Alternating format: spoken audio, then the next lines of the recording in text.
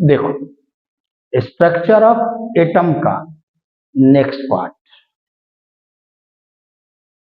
Drawback of Rutherford atomic model. Drawback को ही demerit कहते हैं, ड्रॉबैक को ही लिमिटेशन कहते हैं, लिमिटेशन। तो रदरफोर्ड का जो भी आपने थ्योरी पढ़ा, रूल पढ़ा, उसमें नेक्स्ट साइंटिस्ट उसमें फॉल्ट ढूंढा। फॉल्ट, तो पहला फॉल्ट क्या ढूंढा? रदरफोर्ड का जो रूल है, इलेक्ट्रॉन्स रोटेट और रिवॉल्व इन ऑर्बिट, उनका ये रूल है। तो साइंटिस्ट ने क्वेश्चन एराइज किया, एक एटम में बहुत सारा ऑर्बिट होता है, तो ऑर्बिट में फिक्स नंबर ऑफ इलेक्ट्रॉन, ये रदरफोर्ड ने क्या है नहीं बताया। तो फर्स्ट डिमेरिट उसने बताया, first, how many electrons in each orbit of atom is not fixed। ये क्या हुआ? पहला डिमेरिट। अब सेकंड डिमेरिट, तो रदरफोर्ड ने अपना रूल क्या दिया कि electron fixed path means orbit में क्या करता है? रोटेट करता है, ये रूल दिए। अब मॉडर्न थ्योरी, तो अब ये जो मॉडर्न थ्योरी है, अब ये तो मॉडर्न थ्योरी आप याद करोगे, आप भूल जाओगे। तो जो मॉडर्न थ्योरी अभी हम बताएंगे, इसी मॉडर्न थ्योरी के बेस पर उनका नेक्स्ट ड्रॉबैक साइंटिस्ट ने फाइंड आउट किया। तो देखो ये क्या है, लट्टू आप देखें, लट्टू रिवॉल्व करता है, तो पहला बार में उसका सर्किल क्या होता है? बड़ा होता है, धीरे धीरे उसका सर्किल क्या होता है? छोटा हो जाता है, और एक चांस आता है कि लट्टू रेस्ट हो जाता, गिर जाता है। ये एग्जांपल दें। तो मॉडर्न थ्योरी क्या कहता है? कोई भी चार्ज पार्टिकल रोटेट करेगा, तो रोटेट करने पर चार्ज पार्टिकल एनर्जी को रिलीज करेगा, रिलीज को ही रेडिएट कहते हैं। तो जब एनर्जी रिलीज करेगा, तो रेडियस क्या होगा? स्मॉलर होगा। तो रेडियस जब स्मॉलर होगा, तो एक चांस आएगा कि वो क्या है? चार्ज पार्टिकल कहां आ जाएगा? न्यूक्लियस के पास आ जाएगा। तो इलेक्ट्रॉन, प्रोटॉन, न्यूट्रॉन तीनों ही जब न्यूक्लियस में आ जाएगा, तो एटम भी नॉट पॉसिबल, सब्सटेंस भी नॉट पॉसिबल। ये तो ये होगा, लेकिन सब्सटेंस तो दिखाई दे रहा था उस समय। तो नेक्स्ट जो डिफॉल्ट निकाला, तो जो हम आपको समझाए लट्टू से, उसी को आपको लिख देना कि according to modern theory, when charge particle rotate, then release और रेडिएट energy.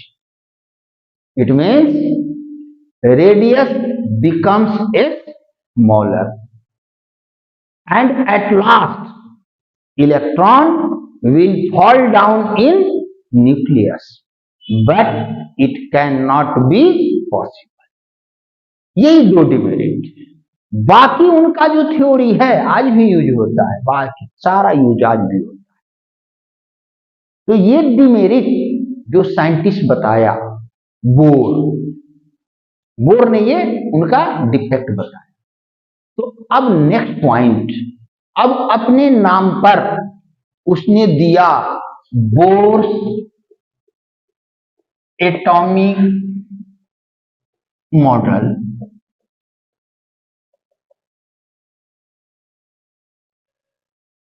तो Bohr's atomic model theory rule जो, तो फर्स्ट थ्योरी उन्होंने क्या दिया? तो फर्स्ट ये दिया कि orbit, each orbit has fixed energy level, each orbit has fixed energy level. ये उन्होंने अपना फर्स्ट थ्योरी। अब इसका मीन्स क्या होगा? देखो, जैसे ये न्यूक्लियस है, ये पहला ऑर्बिट है, ये क्या हुआ? दूसरा ऑर्बिट है, ये क्या हुआ? तीसरा ऑर्बिट। सपोज ये 3 ऑर्बिट। तो बोर क्या कहना चाह रहे? न्यूक्लियस से जैसे जैसे डिस्टेंस बढ़ेगा उस ऑर्बिट का एनर्जी लेवल क्या होगा? हाई होगा। ये कहना चाह रहे। इट मीन्स इसमें मान लो कि 3 ऑर्बिट है, तो थर्ड ऑर्बिट का एनर्जी लेवल क्या है? सबसे ज्यादा। उससे कम सेकंड का है, उससे कम थर्ड का है। इसलिए इलेक्ट्रॉन फॉल डाउन नहीं होता है। ये पहला उनका model.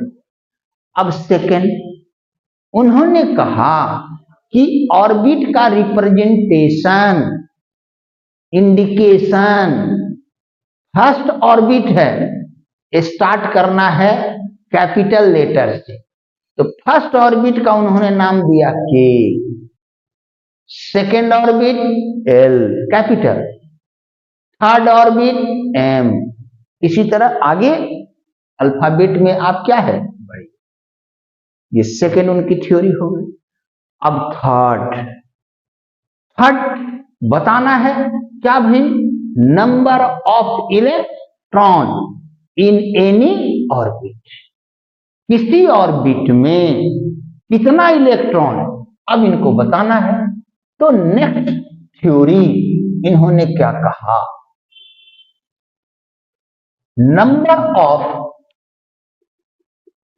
Electrons in orbit is equal to 2n²। It means किसी ऑर्बिट में नंबर ऑफ इलेक्ट्रॉन बताना है, तो उन्होंने कहा कि मेरे इस फॉर्मूला का आप यूज करो और ऑर्बिट में कितना इलेक्ट्रॉन है आप बताएं। n means number of orbit,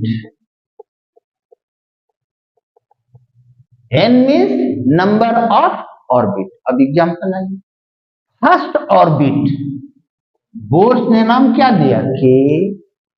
कितना इलेक्ट्रॉन? तो 2 इंटू n। n का वैल्यू क्या है? 1।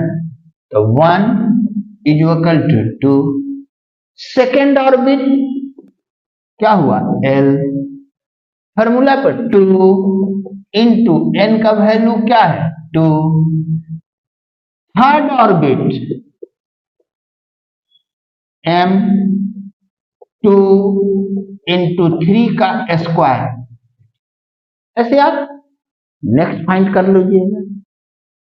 अब नेक्स्ट अपना इन्होंने रूल दिया। नेक्स्ट देखिए, नेक्स्ट रूल क्या है? तो नेक्स्ट रूल ये है, orbit can accommodate maximum 8 electron. Accommodate मतलब कंटेन, रख सकता है। इंग्लिश में आई, उन्होंने ये कहा कि कोई भी ऑर्बिट है, मैक्सिमम उसके पास कितना इलेक्ट्रॉन होना चाहिए? 8 से ज्यादा इलेक्ट्रॉन नहीं। ये उन्होंने थ्योरी दिया। तो आप खुद देख रहे हो कि फार्मूला उन्होंने दिया ये, तो थर्ड ऑर्बिट में होना चाहिए, उन्हीं का रूल है 18, लेकिन कंडीशन लगा दिए अगला अपने थ्योरी में, तो उनका यही रूल क्या है, गलत है, जो आपको खुद पता चल रहा है। अब उनकी गलती आपको 11th में पढ़ना है। तो बोर्स का जो थ्योरी है 9th और 10th तक एप्लीकेबल है। 10th के बाद आप 11th में जाओगे, अब इनको क्रॉस करेगा, इनका डिमेरिट जो खुद आपको पता चल गया, अब आगे आप 11th में पढ़िए। ये हुआ आपका क्या, बोर्स एटॉमिक मॉडल।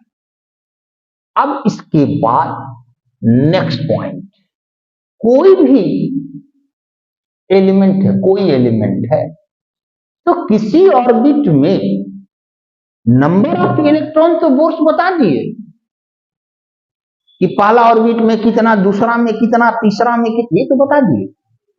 अब क्वेश्चन ये राइज हुआ कि नंबर ऑफ ऑर्बिट, कोई भी एलिमेंट है उसमें कितना ऑर्बिट है, ये हम कैसे पता करें। तो ये नेक्स्ट टॉपिक बता रहे हैं, नेक्स्ट टॉपिक बता रहे हैं। तो अब आइए नेक्स्ट टॉपिक के लिए मैं एग्जांपल बता रहा हूं, याद नहीं करना पड़े छोटे। किसी एलिमेंट में मान लो ये पेन है, पापा ने कहा ए बेटा इस पेन में कितना ऑर्बिट, तो आप क्या कहोगे कि पापा इस पेन में कितना ऑर्बिट है, इसको हमको बताना है, तो हमको क्या चाहिए, electronic configuration. It is hot point.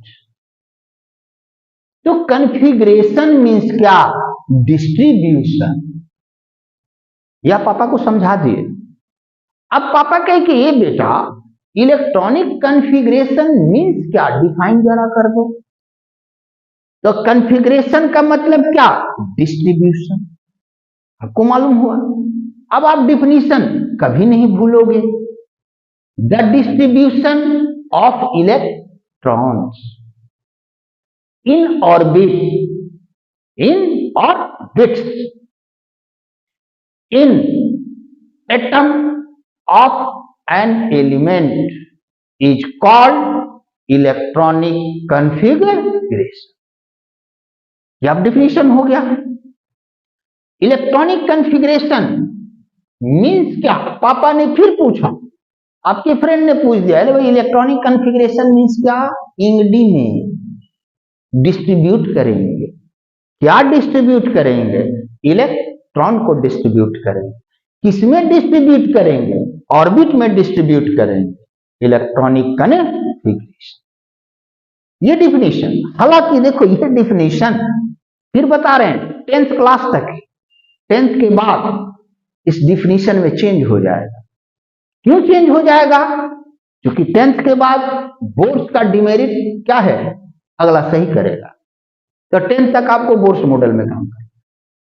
अब ये हो, अब next topic, what is atomic number. What is atomic number. तो प्रोटॉन कहां रहता है, न्यूक्लियस में रहता है। तो एटॉमिक नंबर का definition, the number of protons, number of protons of an atom of an element is called atomic number. ये डिफिनीशन हो गया। अब इसको शॉर्टकट में आपको बोलना है। कोई आपको चलते चलते पूछ दिया एटॉमिक नंबर बताओ क्या होता है, तुरंत बता देंगे, number of proton in element.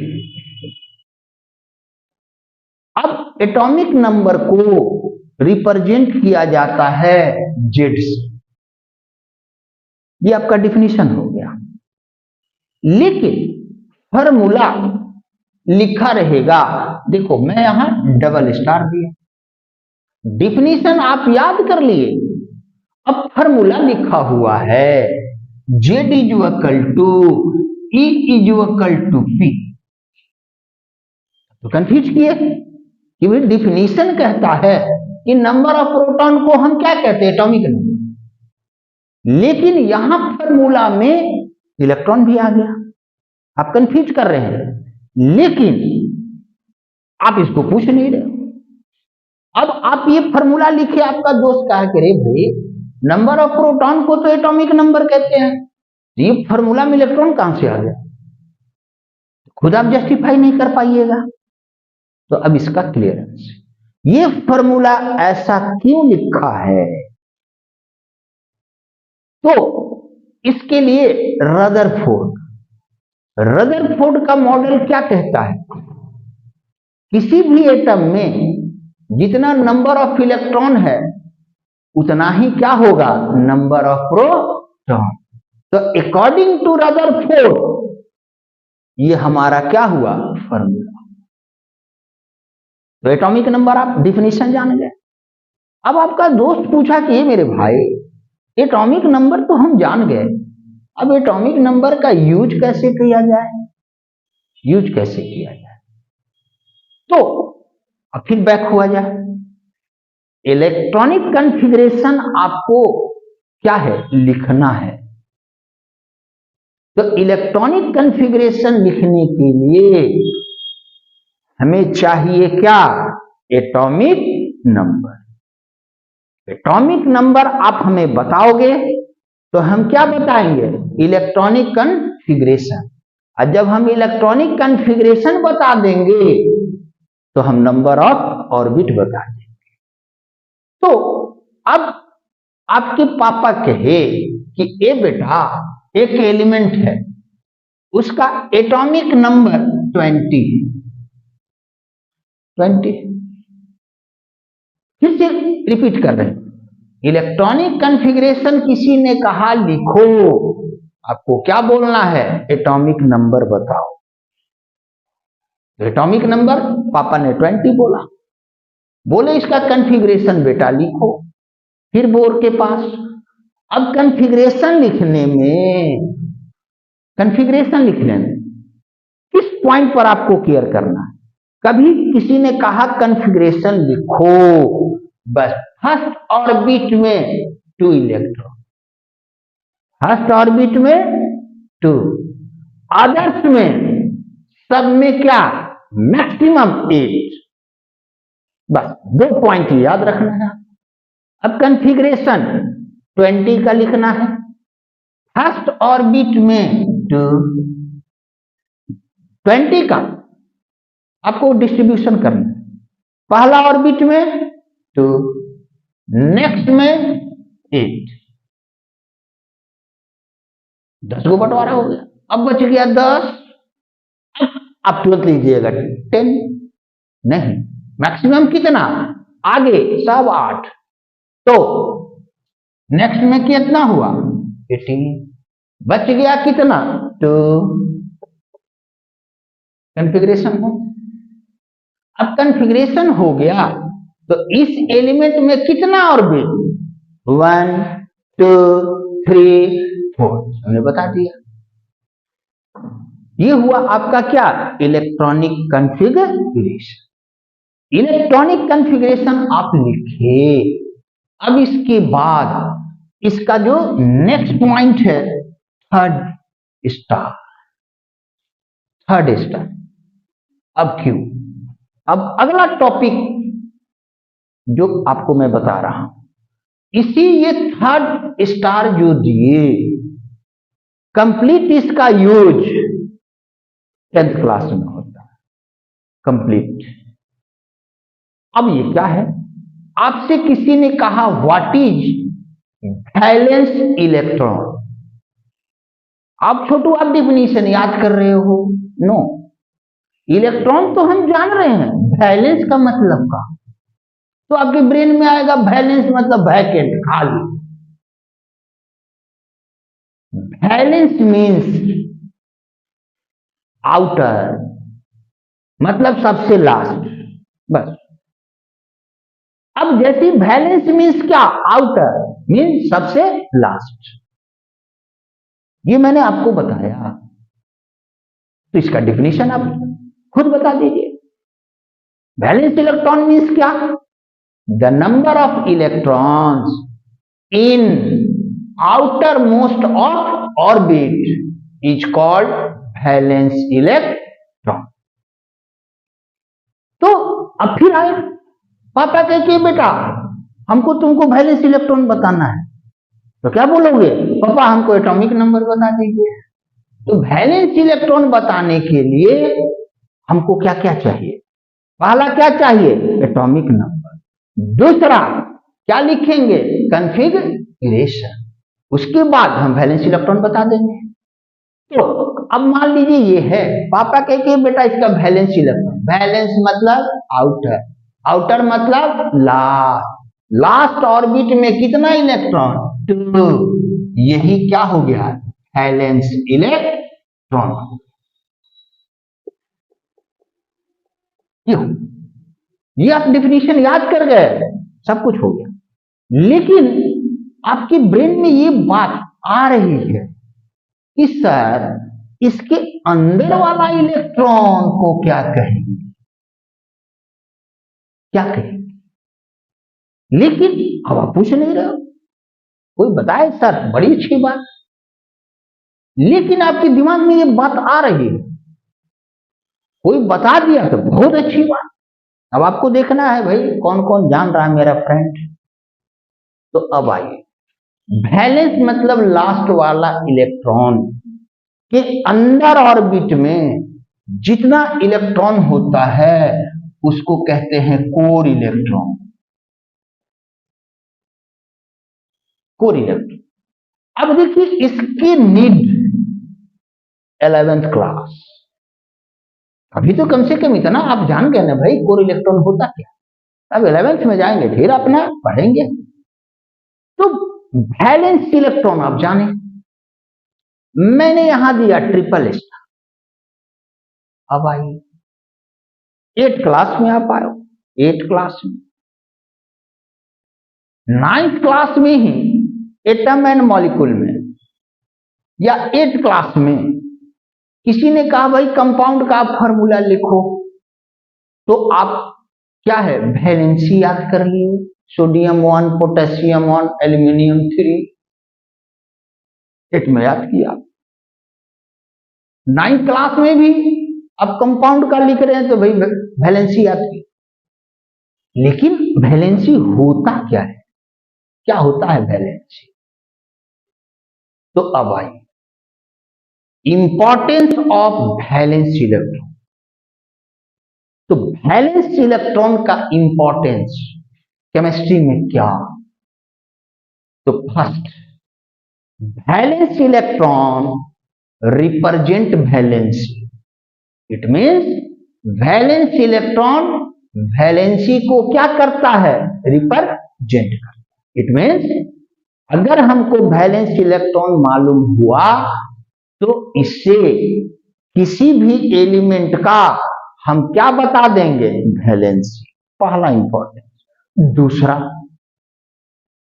फिर 8th क्लास में आपने पढ़ा कि भाई सोडियम को केरोसिन में क्यों रखा जाता है, तो हमने पढ़ा कि सोडियम क्या होता है? मोस्ट रिएक्टिव एलिमेंट होता है। तो कोई भी एलिमेंट है, चाहे वो मेटल हो अदरवाइज नॉन मेटल, कोई 2 एलिमेंट दे दिया और आपसे कहा कि कौन हाईली रिएक्टिव है, तो इसको बताने के लिए फिर हमको क्या चाहिए? वैलेंस इलेक्ट्रॉन चाहिए। इट मीन्स पहला इंपॉर्टेंस वैलेंस इलेक्ट्रॉन का, valence electron represent valency. Second क्या होगा? On the basis of valence electron we can say which element is more reactive. Next,